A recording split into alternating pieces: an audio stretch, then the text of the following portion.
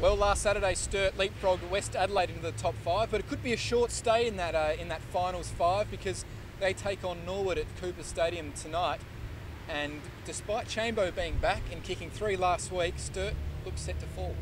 Yeah, you'd think so. They really struggled against Norwood earlier on in the season, of course, when they got belted by nearly 13 goals, over 13 goals earlier on in the corresponding night game.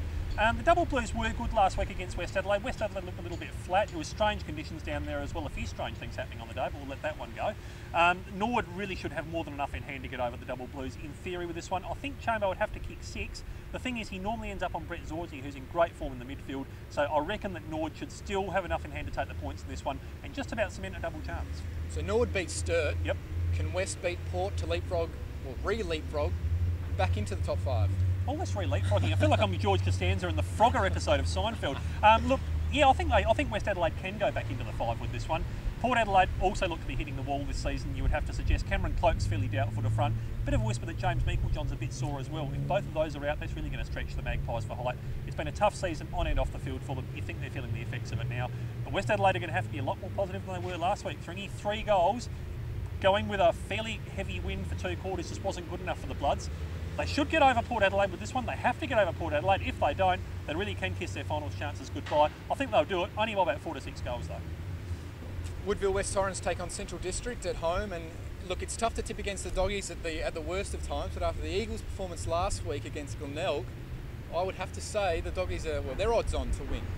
I'll take your money, Thringy. I reckon the Eagles will get over the top of them in this one, and I reckon the bookies will probably agree with you on this. But look, the Eagles were disappointing against Glenelg last week. They also struggled with the strange wind that was purveying most of the grounds last week. But I really think that Centrals are just about due for a flat one, and the Eagles have to make a statement if they're going to be any show at grabbing the double chance late in the piece. I think they will get over Centrals. It'll be a close one, but looking forward to this one. ABC TV match of the day. I reckon that the Eagles in this one. Well, Glenelg are hot on the Doggies' tails. They're they're 1 game behind them, 2.8% including that.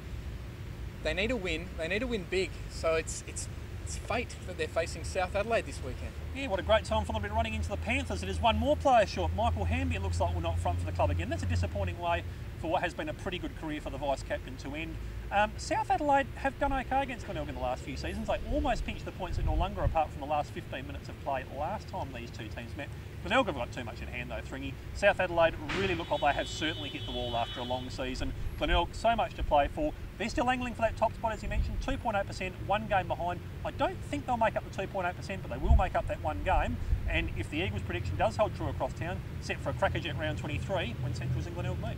Well, the finals race is already heated up, but it's getting hotter. We're excited. We'll see you next week.